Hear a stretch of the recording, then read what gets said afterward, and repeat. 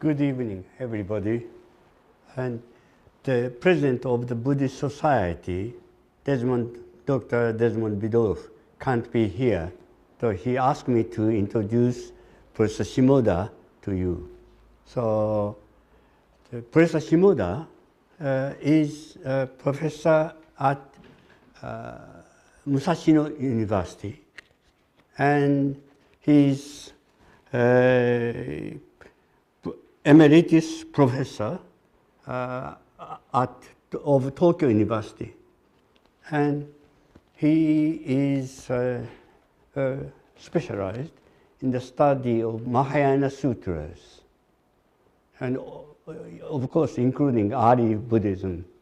And his study is special study is about the Nirvana Sutra, and he is a world-renowned scholar in the field of the study of Nirvana Sutra. And not only this study, so historical study of Nirvana Sutra, his great work was the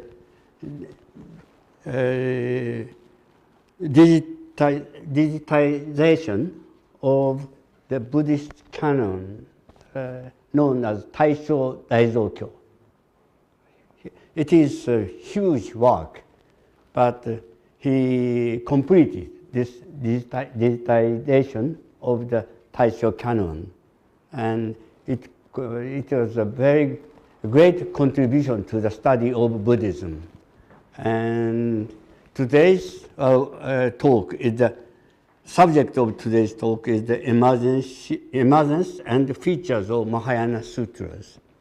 And I went through it in advance, and it was a wonderful talk. Today's talk is a wonderful talk, and I felt as if I'm listening to sutras.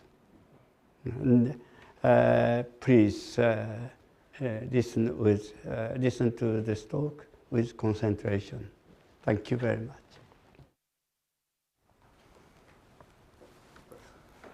Thank you very much, Professor Sato, for your kind introductions. And it's a good evening, everyone. It's a great honor and a pleasure to be with you again to some people, and for the first time to the other.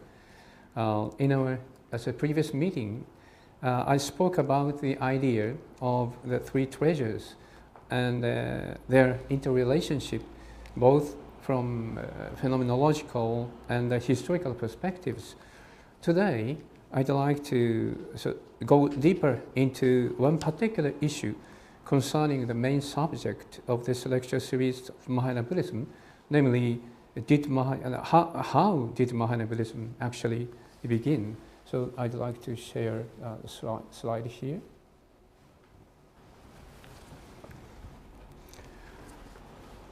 Yeah. At first glance, this may seem like a straightforward historical question, but as we will see, it opens up profound issues, not just about Buddhism, but about the very way we understand the past. What counts as a beginning? What kind of evidence can show us where our tradition came from? And how do we think about the truth of something that seems to arise gradually through layers of memory, imagination, and transmission? The case of Mahayana Buddhism is especially fascinating in this regard. Today, as we look around the Buddhist world, we can clearly see that it's broadly divided into two great spheres. On the one hand, there is Theravada Buddhism, which is practiced mainly in Sri Lanka, Thailand, Myanmar, Laos, and Cambodia. This form of Buddhism is often seen as being close to the early teachings, preserving text in the ancient Pali language, and placing emphasis on ethical conduct, monastic discipline, and mindfulness. On the other, there is Mahayana Buddhism, which spread northward across Central Asia into China, Korea, Japan, and Tibet. Mahayana developed a vast body of scriptures in Sanskrit and Chinese, and along with them, remarkably rich tradition of philosophy, ritual, and devotional practice. It's the Mahayana tradition that gives rise to Zen, Pure Land, and great Tibetan schools. Now, when look at this broad division between Theravada in the south and Mahayana in the north, it's tempting to think that such a difference must have originated in some clear and decisive historical break. Perhaps there was a great schism. Perhaps some group of monks or followers separated themselves from the others, set up new monasteries, and began composing a new text. That would seem to match the pattern of how new religious movements often begin. But when we examine the historical evidence, we discover something very surprising. There is no clear record of any such split. Archaeological remains from ancient India sites don't show any distinct Mahayana monastic institutions appearing in the early centuries. Stone inscriptions, often the most reliable sources of information from ancient India, don't mention Mahayana as a separate order. Even when we read the travel records of Chinese monks who visited India in the 5th, 6th, and 7th centuries in search of authentic teachings, they describe monasteries where monks identified as Mahayana and those identified with older traditions lived together in harmony, sharing the same buildings, eating meals together, following the same rules of discipline. What distinguished them was not their outward appearance or communal organization. It was the text they studied and revered. Some monks chanted the sutras that others did not. Some offered devotion to new Buddhas or cosmic bodhisattvas. Some had different philosophical frameworks guiding their understanding of the teachings. But all of this took place within the same physical and institutional spaces.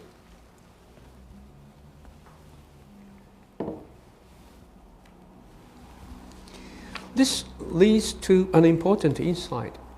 Mahayana Buddhism, at least in its earliest phase, was not a separate sect. It was a current of thought, a movement within the broader Buddhist world. And that movement found exception primarily through the production of new texts, namely the Mahayana Sutras. These sutras are in many ways extraordinary. They often present themselves as sermons spoken by the Buddha, yet they introduce ideas and imagery that go far beyond anything found in the earlier traditions. They speak of infinite worlds, countless Buddhas, vast cosmic assemblies, and unimaginable spans of time. They are filled with poetic language, philosophical reflection, and powerful visions of compassion and wisdom. But this raises an obvious question. If these texts appeared several hundred years after the historical Buddha lived and taught, how can they be considered his words? Should we think of them as later inventions, as fabrications? Or is there another way to understand what these texts were doing and why they were composed in the first place? To begin answering this, we needed to step back and think about how Buddhist teachings were transmitted in the early centuries after the Buddha's passing. For at least 300 or 400 years, all Buddhist teachings were passed down orally. Monks memorized long passages and recited them together. These teachings were not written down, but lived through sound, rhythm, and communal repetition. In this kind of oral culture, the authority of teaching depends on the person who recites it. The memory and ethical integrity of the speakers are what make the words reliable.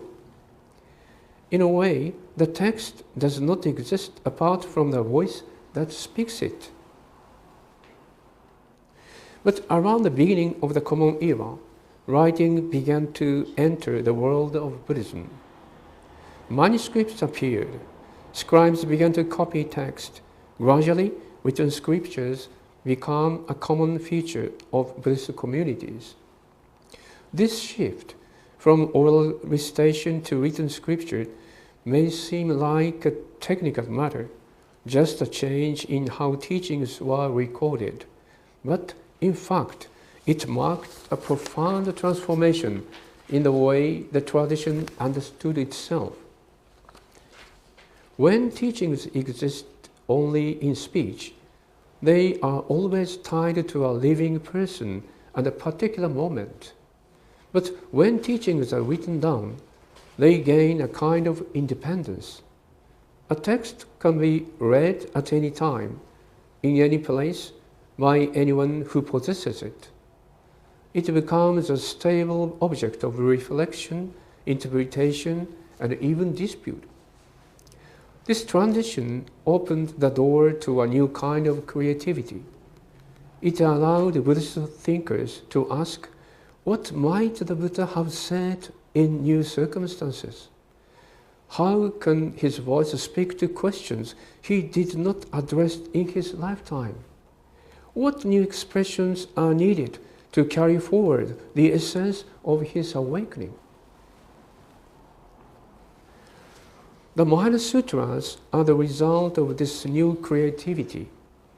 They are not historical records of things the Buddha once said, but visionary compositions.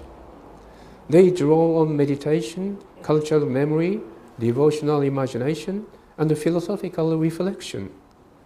Their purpose is not to replace the earlier teachings, but to uncover new layers of meaning within them, to show that the truth the Buddha realized it need not exhausted, not confined to a single time and place, but something that continues to unfold. This is why Mahayana texts often speak in grand mythic language. They describe the Buddha not just a historical figure who lived and died in ancient India, but as a cosmic presence, a timeless being whose voice still echoes through the world. They tell of teachings spoken in other realms, entrusted to bodhisattvas who guard them until the right moment. They suggest that the Dharma, the true Buddha realized, is too vast to be fully expressed all at once. It must be revealed gradually as people become ready to hear it. To modern ears, this may sound strange, but it reflects a deep confidence in the living power of truth. It says, what the Buddha taught is not finished. It is a current of awakening that continues to flow, and we can listen for it even now. Of course, not everyone in the Buddhist world accepted this new text immediately. Some doubted their origins, some questioned their authority, but over time, the Mahayana Sutras found readers, reciters, and interpreters who were deeply moved by them.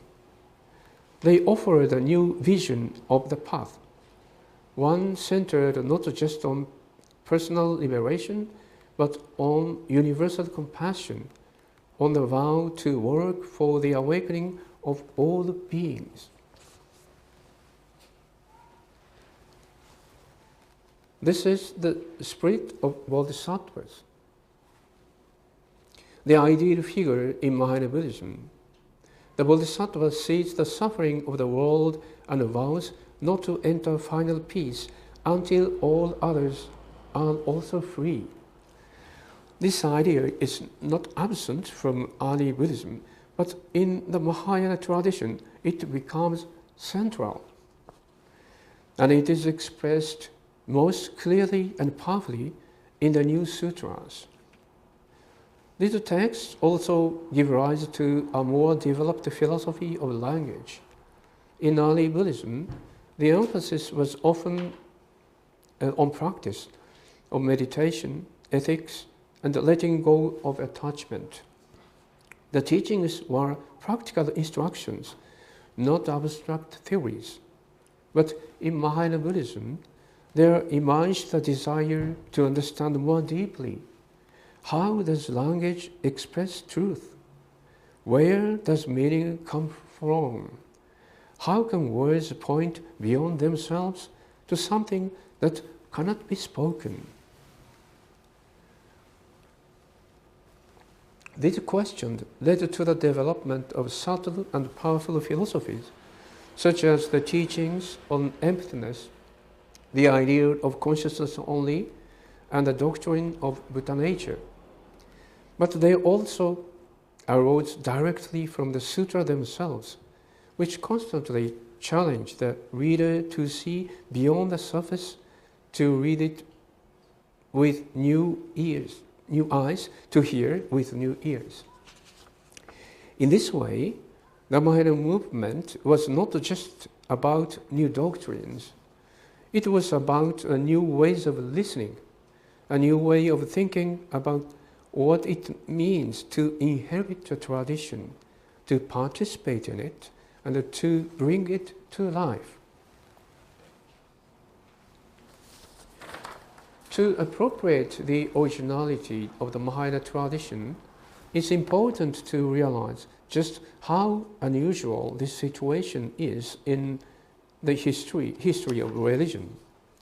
Normally, when a new religious movement arises, it does so by forming new communities, building its own institutions, and establishing distinct boundaries between itself and what came before.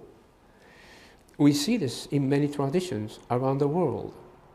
But Mahayana Buddhism seems to have taken a very different path. It began not with institutions, but with ideas or ideals. It grew not through separation, but through reinterpretation. And for centuries, it had no external structure to support it. No special monasteries, no new system of monastic rules, not even a distinct code of conduct. What it did have were texts that inspired, challenged, and transformed those who read them. This might seem strange. Can a religious movement truly exist without its own institutions? Can it thrive for centuries based only on the power of its words? The answer, it seems, is yes. But to understand how, we need to think more deeply about the role of scripture in Buddhism, and indeed in religious life more broadly. In oral cultures, where teachings are passed down through speech and memory, scripture is inseparable from the speaker. A teaching lives in the person who recites it. Authority is embodied. The words are sacred because the speaker is part of an unbroken lineage, transmitting something that has been faithfully preserved. But when reading enters the picture, everything changes, and most things change. A written text exists independently. It can be copied, stored, translated, and read again and again, long after its author has vanished. It can travel far beyond the context in which it was created.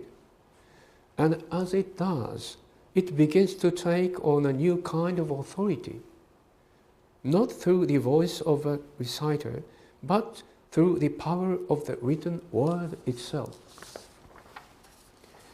In the case of Mahayana Buddhism, this transformation was profound. The new sutras that appeared around the beginning of the Common Era were not just additions to existing canon. They were interventions. They proposed new ways of thinking, new ideals of practice, and new understandings of the Buddha's role.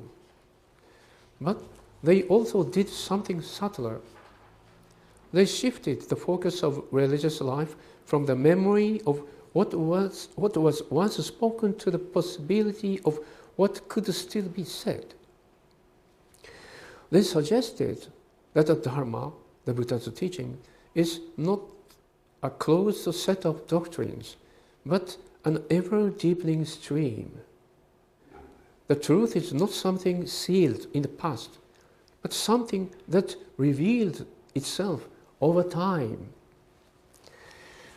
This is why Mahayana texts speak of hidden teachings, of future revelations, of truths that were present from the beginning, but only now becoming clear. They do not see themselves as replacing the old, but as completing it.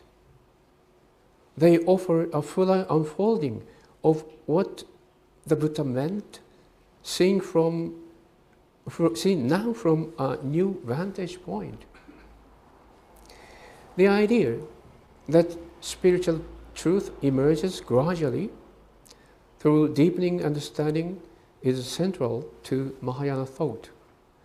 It reflects a trust not only in the Buddha, but in the human capacity to receive and interpret the Dharma in new ways.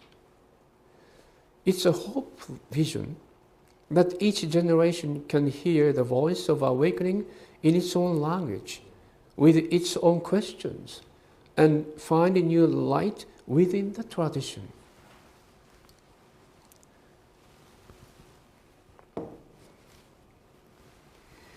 Of course, this approach raises important questions. If new scriptures appear centuries after Buddha's life and claim to be his words, how do we distinguish revelation from invention? How do we honor tradition while allowing for innovation? These questions aren't unique to Buddhism. They arise in many religious and philosophical traditions. And there is no single answer. But Mahayana Buddhism offers a compelling response, one that blends reverence for the past with openness to the future. Instead of focusing on historical accuracy, on whether the Buddha actually spoke these words, Mahayana invites us to ask a different kind of question. Do these texts speak from the same source of awakening? Do they carry the same spirit, the same insight, the same transformative power? And if they do, then perhaps the question is not whether the Buddha once said them, but whether the Buddha's voice is still speaking through them.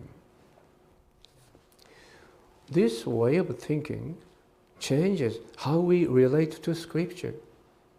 It becomes less about uncovering a fixed origin and more about engaging in a living dialogue. We are no longer just looking back. We are participating in a conversation that continues. This also changes how we understand history. In modern scholarship, history is often seen as something we reconstruct by collecting facts, digging through records, comparing documents, dating artifacts. And that work is crucial of course. But when we are dealing with the traditions like Mahayana Buddhism, we have to recognize that the past we are studying is not a simple sequence of events. It's a field of meaning, a space shaped by interpretation, imagination, and aspiration. In other words, the Mahayana Sutras do not just reflect history, they create it. They offer a vision of the past that is inseparable from a vision of the future. They do not describe the Buddha as a figure locked in time. They describe him as continuing presence, speaking across ages, revealing truth in many voices, calling to us still. This is not the denial of history, but a reimagining of it. In place of a single fixed origin, Mahayana presents a field of origins, each sutra reaching toward a beginning that cannot be captured, a source that lies deeper than any particular moment. This brings us to a striking feature of Mahayana text, their use of mythic time. Many of these sutras take place not in ancient India, but in timeless realms, in cosmic gatherings, in pure lands, in vast spaces beyond our everyday world. Their senses unfold not in human history, but in the infinity of the Dharma. This might seem fanciful, but it serves a powerful purpose. By removing the teaching from the narrow limits of time and place, the text allows us to hear the Buddha's voice, not as a memory, but as something that speaks now. They open a space in which the Dharma is always arriving, always being heard anew. In this sense, we can say that Mahayana tradition understands origin not as a single moment in the past, but as a recurring event. The truth does not come to us once and for all. It comes again and again whenever we are ready to receive it.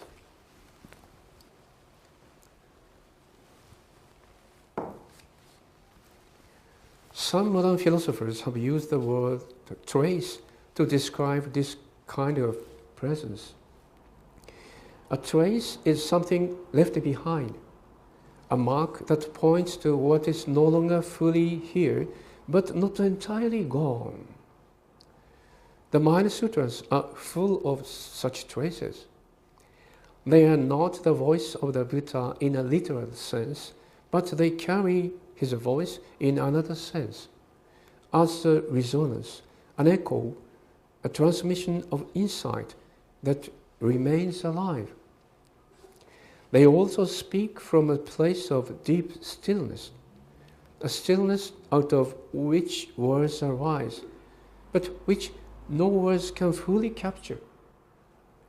This stillness is often described in Buddhist texts as samadhi, a meditative absorption, a gathering of awareness, a state beyond ordinary thought. From this silence, the teachings emerge. And though the words are many, they all point back to that wordless source. In this view, a sutra is not just a record of doctrine. It is a performance, a sacred act of speaking from that silence, inviting others into it. It's not about repeating fixed truths, but about activating a path, a process of realization. Each reading, each hearing, each reflection becomes part of that unfolding. This is why Mahayana Buddhism places such emphasis on the act of listening, not just listening with the ears, but with the heart. To listen, in this tradition, is not simply to receive information. It is to open oneself to transformation. It is to be moved, to be changed, to be drawn toward awakening. That's also why these texts often resist final interpretation. They are layered, poetic, paradoxical.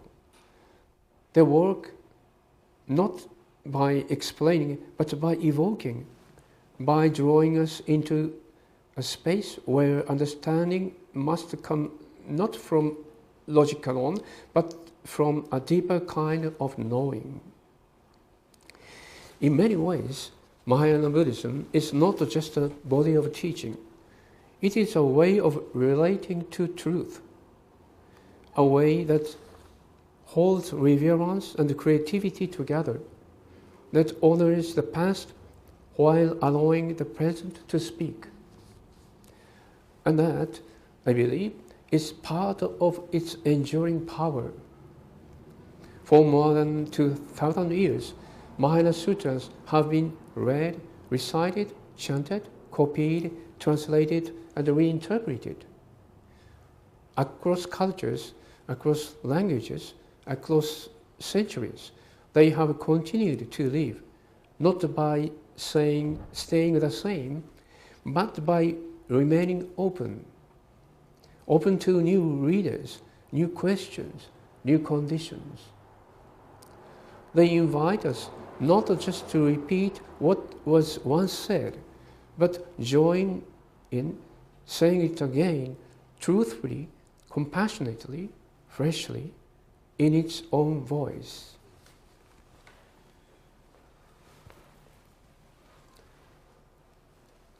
To bring all this into focus, let us ask once more, how did Mahayana Buddhism begin? The answer is not found in a singular moment or place. It is not the story of a break, a schism, or an institution.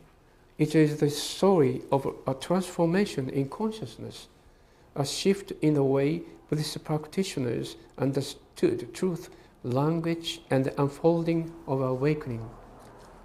It began when people, monks, reciters, meditators, engaged with the teachings they had received and asked deeper questions.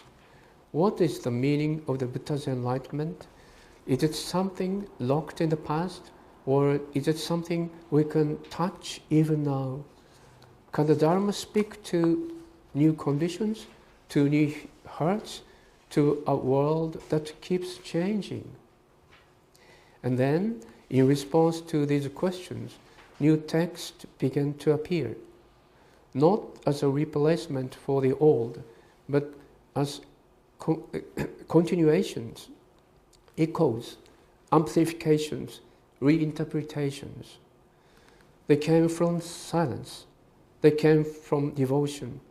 They came from insight. And though they used the language of the Buddha, they did not pretend to be his historical words. Rather, they spoke from the same source, the same realization, the same compassionate vision. This is what makes Mahayana Buddhism so unique. It is a tradition that turns its own origin into a living question. It doesn't point to a founder, a date, or a single event. Instead, it says, the truth we follow is not something that happened once long ago. It is something that is always happening. Each time someone listens, each time someone speaks, each time someone realizes the heart of the path.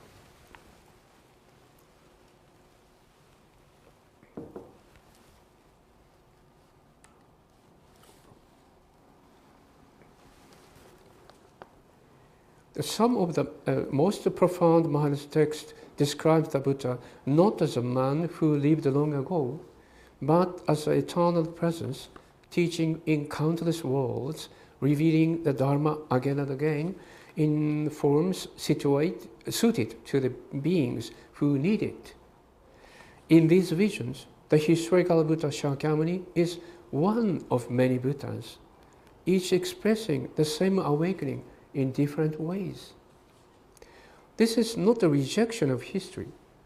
It's a weaving of history into a larger history, larger story, a story that includes imagination, vision, and the mysterious power of what cannot be fully grasped.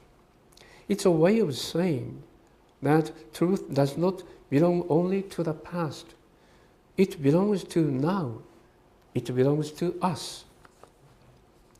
The Mahayana Sutras express this in many ways. They speak of Buddhas who appear in dreams, in visions, in distant realms of light. They speak of time as something vast, circular, and deep, not just linear and chronological. And they invite us to step into this different kind of time, to feel that the Dharma is not something behind us, but something present, unfolding, waiting.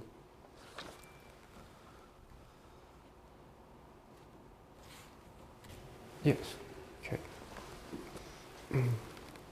Modern philosophers have described this kind of origin as a non-origin, a beginning that is always deferred, always becoming.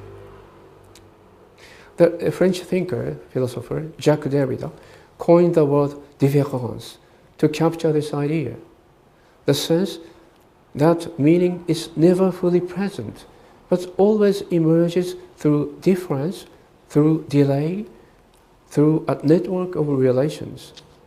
We never quite arrive at the origin, but we circle it, trace it, evoke it. Strangely and interesting enough, the Mahayana Sutras seem to understand this very well. They describe the Dharma as something that cannot be spoken directly, but that reveals itself through metaphors, stories, images, and paradoxes. They invite us not to hold on to fixed meanings, but to let the words open us, to let them guide us back toward the silence they came from. One of the richest metaphors they use is the idea of unconscious. Not as we think of it in modern psychology, but as a kind of hidden reservoir of truth. Just as a dream may show us something we did not know or we knew, the sutra speak from a depth that precedes ordinary thought. They are, in a sense, texts of the unconscious, not fully present, not fully formed, but full of potential, full of force. Derrida once said that the unconscious is made of pure traces, marks that will never come to full presence, but that shape our experience in powerful ways. A Mahayana Sutra, in the sense, is not just a book, it is a trace. It is a mark of silence that speaks. And when we read it, or hear it, or chant it, we are not just receiving information, we are participating in something that changes us, something that works on us. This is why Mahayana Buddhism places so much emphasis on listening, not only to what is said, but to what is not said. Listening with the heart, listening with the whole being. The Buddha's enlightenment, after all, was not a doctrine. It was an experience. And every word spoken afterwards is an attempt to communicate that experience, never perfectly, never completely, but always with care. And so, paradoxically, we turn to that original silence through language itself. We chant, we read, we reflect, and in doing so, we come close again to what cannot be said. This is not a failure of words. It is their deepest purpose. This is why the Mahayana tradition does not give us a final statement of truth. It gives us a path, a movement, a way of questioning, opening and transforming.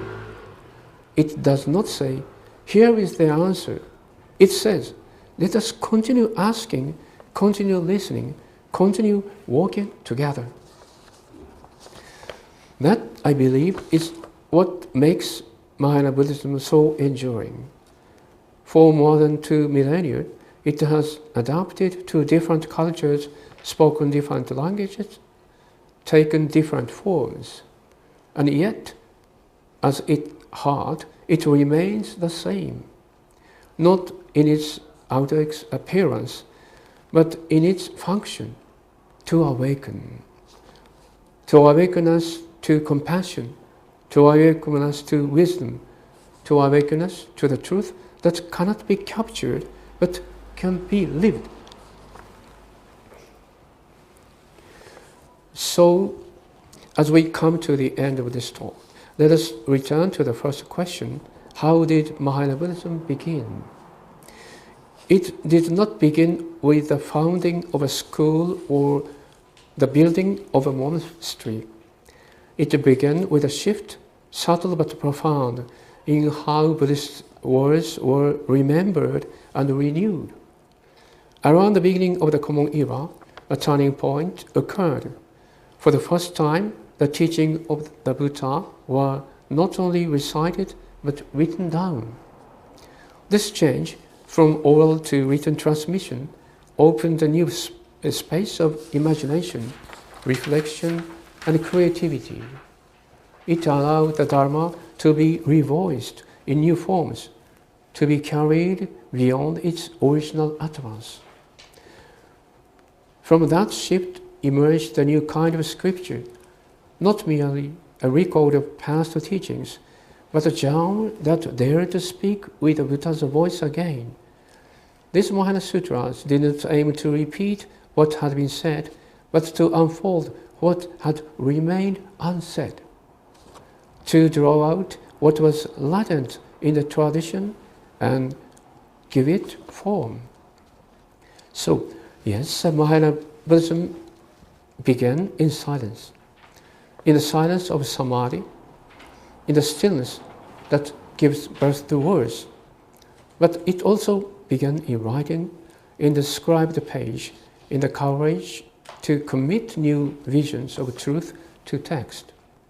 It begins in devotion, it begins in deep trust that Buddha's awakening were not a closed chapter, but an open path. And it begins again now, in the very moment, in the act of listening, in the act of asking, in the act of allowing the Buddha to unfold within us, not as something finished and complete, but as something still alive and becoming. Thank you.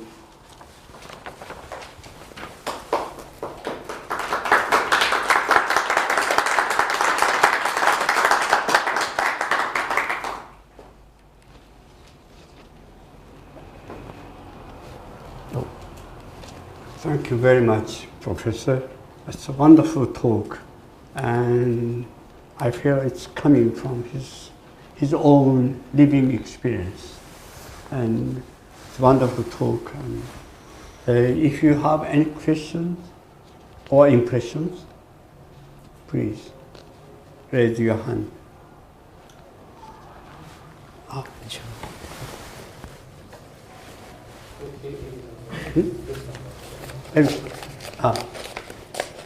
So,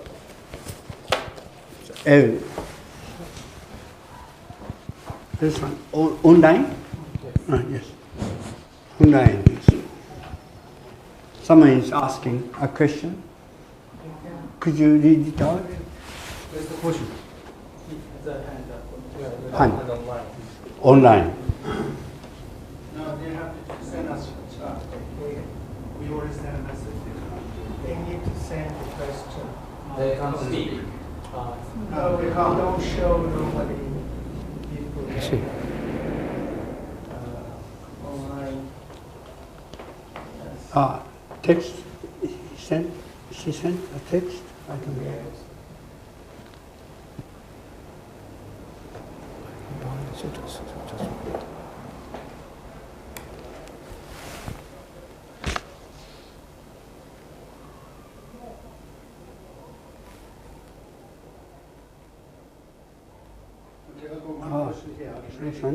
Hello. There's one question here, Professor. Oh? I can't read it. I can read it for you. Yes. There's one question here. It says, are new Mahayana Sutras still being written today, or is there now fixed canon of sutras? Yeah, the answer is depends on the definition of the canon. But actually, the meaning of a text in a canon, closed or fixed, depends on the interpretation given from the contemporary context. So, in this sense, canon is changing over time, in a sense, yes. But of course, this does not deny the point that there is some fixed canon as material. Yes, it's exactly true. And I have been engaged in the digitization of the whole Buddhist canon. But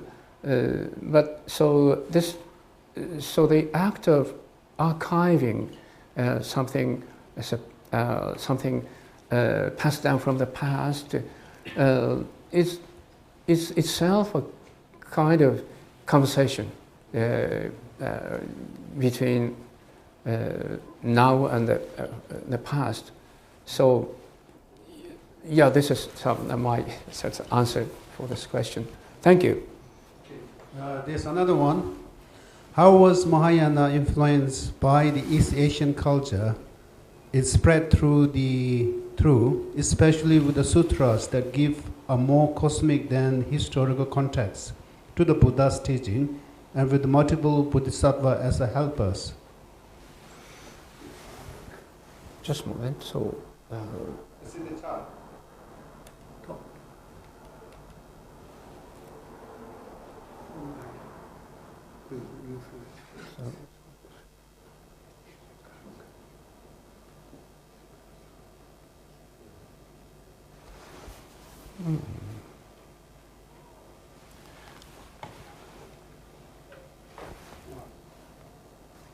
Just a moment.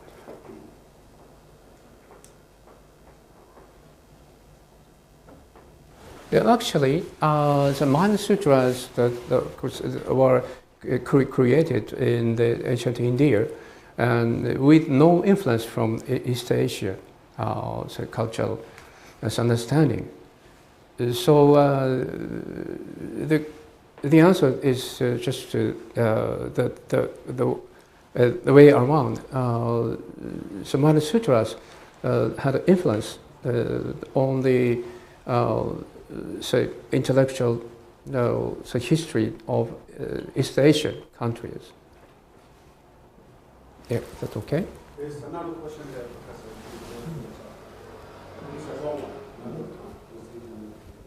Mm-hmm.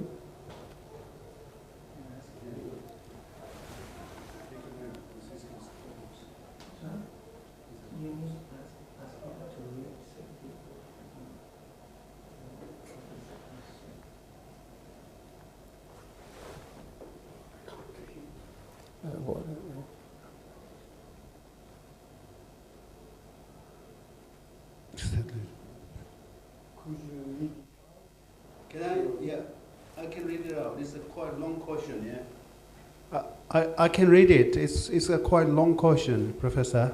Yeah. Yeah? All right. Yes, so. Yeah. Professor Shimoda, this is L, I think. I am struck by how Mahayana Buddhism, as you have described it, across from a transformation in consciousness, not schemes, but a depending of listening and reimagining of presence, voice, and truth. Today, many are especially searching for, but feel alienated by rigid institution that no longer seems to listen back. In an age where we are surrounded by technology, do you think we have entering a new creative turn, one where people might again listen to the Dharma as a kind of resonance or echo rather than doctrine? What might it seem today to relate to the Buddha's voice, not a memory, but as something still speaking, not in rigid religious structure, but perhaps through more modern means? What might this look like in this day and the age? Okay. Thank you for this question. This is very important. And so how we evaluate the significance of the development of technology. This meeting is realized through the technology. Yeah. So we can sort of share our understanding through this kind of power, new means. So in that sense, technology itself is not bad or not better, not good. Yeah, just how we use it is the question. And but always, so human beings, looking back at the history of human beings, it seems that we tend to get involved in the change of the external world and get lost where we are now or something. So what is important is how we distance or recreate the relationship between our internal world and the external world. So this question stays the same, I think, through the history and essentially. So this is my answer.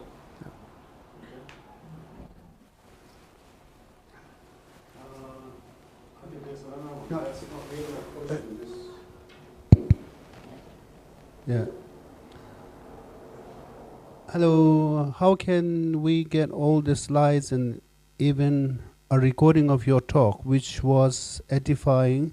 The audio cut out frequently, so we couldn't catch everything. Yeah. Shimo something. Onega Shimos. I can share my slide and talk as well if you allow me to do that for the benefit of the audience. So, I haven't got the point. So they want the slides and his talk recording. I think we will put it up on the society website. Yes. Once it's finished, yes. we edit It and will then be published. Yes, I think yes. So that's Thank you. I'm just going to ask, so would you say that one of the, Would you say, am I right in sort of imagining that one of the main differences between Theravada and Mahayana is just the way you feel about the sutra? That's really the difference. Yes, yeah, that's right. Thank you. Yeah. Mm-hmm.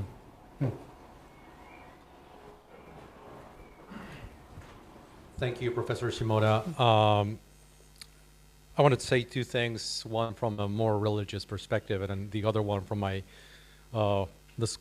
scholar's mind.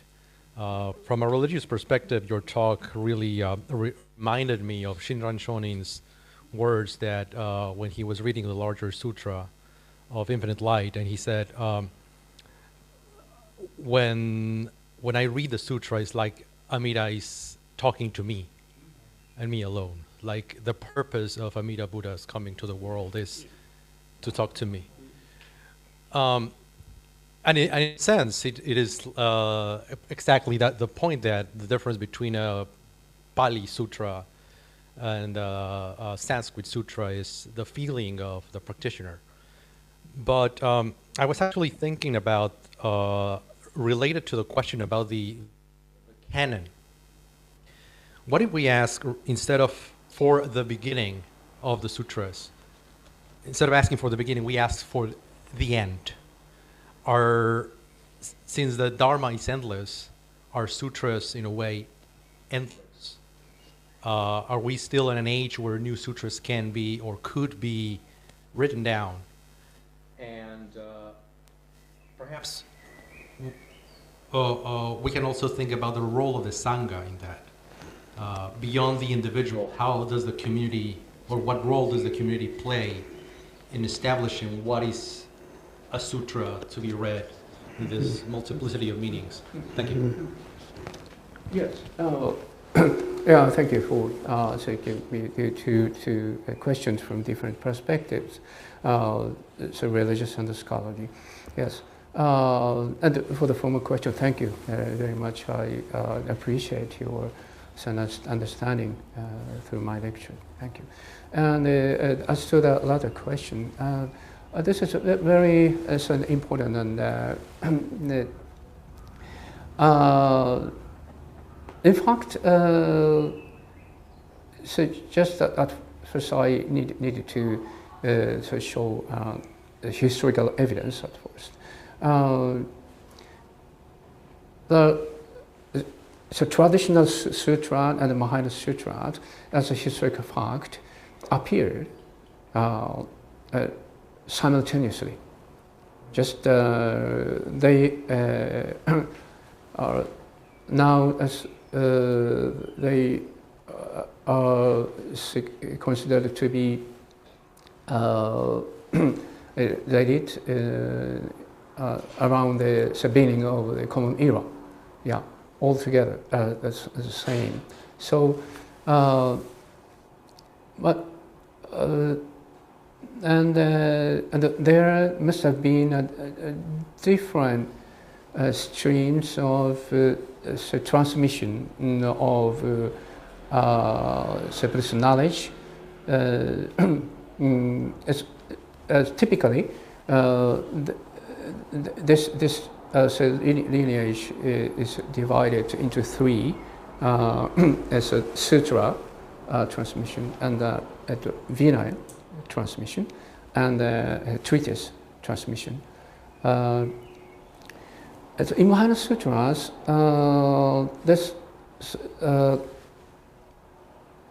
in a sense, there is no clear division between the sutra and the treatise. Yeah, these two are blended together in a single format of a sutra.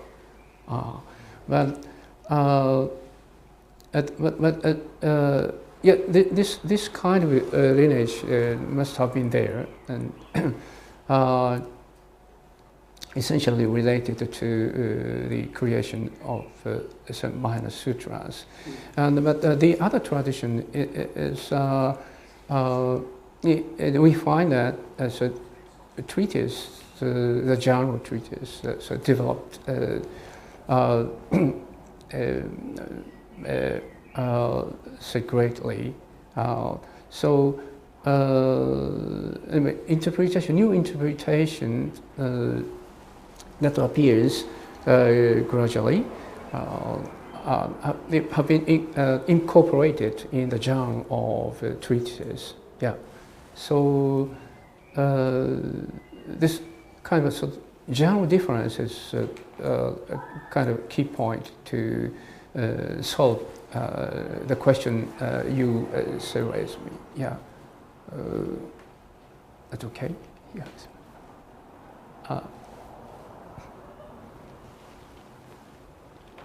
Any other questions? Do you have any questions or impressions? I don't have a question, but just to give my impression. Thank you very much indeed, Professor Shimoda. It was a really, really wide-ranging talk, and it took on the journey through history right from the very origin of Mahayana Buddhism. And from my own perspective, I had no idea at all about this history behind it, and the fact that there was no actual doctrinal disputes or fights between different institutions and big splits, but they coexisted together like that. And it really was, you completely changed my understanding of Buddhism in 45 minutes, because I've read a lot of sutras over the years, or should I say tried to read. And now I haven't read a word. I feel like I haven't read a word at all. And now I feel I could really start to look at read and listen to the Mahayana Sutra with completely new eyes. So thank you very much for changing my understanding so much. It really was a wonderful talk. Yes, I agree with you. This talk was a wonderful expression of his living experience of the Buddha, Dharma, and Sangha. So, in later days, the huge amount of documents, of Zen documents, and also huge amount of Pure Land interpretations. I think it's in quality the same as sutras. And so that is the reason why he's organizing, including some excellent text, modern text, digitizing into the whole canon, yes, together with whole canon. So it is a wonderful idea, yes. If you live in a living Sangha, so now we are in the midst of creation of sutras. Thank you very much. And if you have any other questions, so I would like to close this meeting. It's okay? Hello. Hello? I still have one or two questions there online. Do you have a time, or shall we leave it here? There are two more questions there. Yes. Two more questions. One is, it says, is it good to know about heaven and hell in Mahayana Buddhism? I think most people now live life without knowing either exist, become attached to worldly remain. Because of this, people seems more lost or stuck in the material realm and become more lost in anger, attachment, and greed, etc. That's the first one. And another one is could the professor say a little more about line of transmission?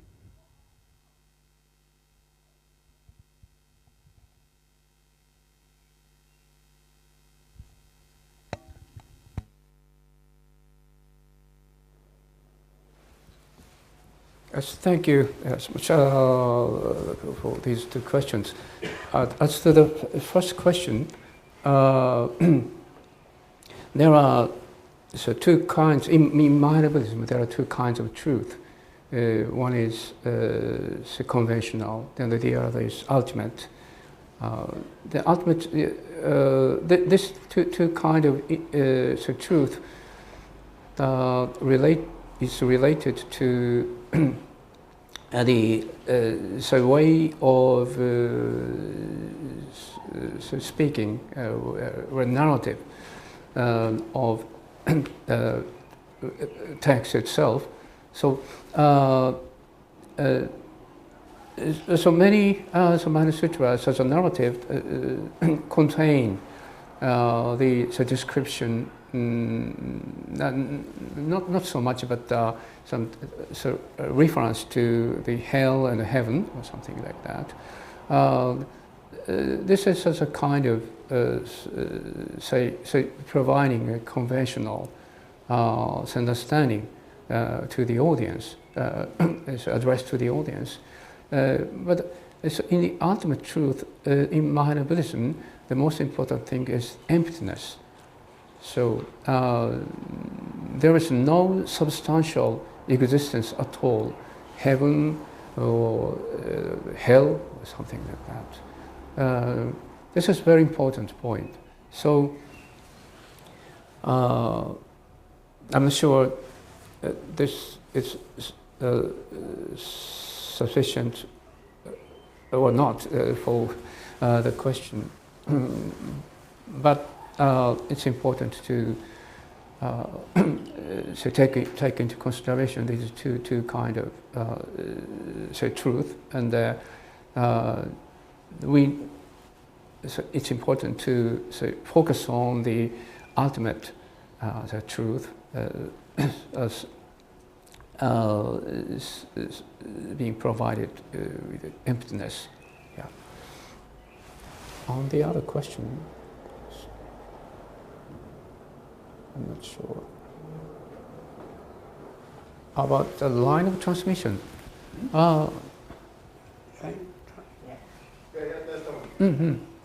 Yeah. As I mentioned in my talk, for the first 300 to 400 years, the oral transmission is there, and but actually there is almost no historical evidence in Buddhist history up to around the beginning of Common Era, or just some epigraphy, stone, some memory given by the King Ashoka are available that recorded his activity, the king's activity related to the Buddha's lifetime. That's the only existence of evidence, and so all the historical material available now is concerned with the after the Common Era. So it's very difficult to know what was the actual situation regarding the transmission of the Buddha's teaching before the Common Era. Of course, there are many arguments and assumptions there, but in my understanding, we should start based on the confirmed evidence of history. So,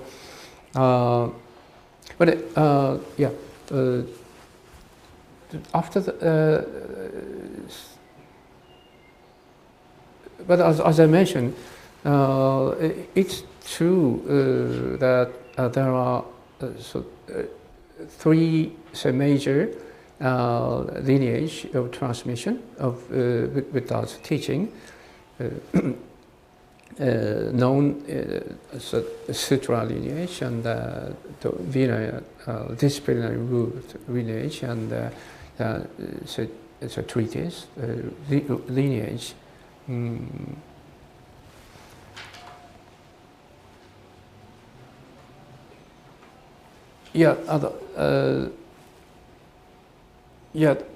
This is for sure at the moment. Thank you very much for your wonderful talk. I read that one paragraph. He already he spoken, but this impressed me very much. So that I believe is what makes Mahayana Buddhism so enduring for more than 2 millennia. It has adapted to different cultures, spoken different languages, taken different forms, and yet, as its heart, it remained the same, not in its outer appearance, but in its function, to awaken us to compassion, to awaken to us wisdom, to awaken us to the truth that cannot be captured, but can be lived. That's wonderful information. Thank you.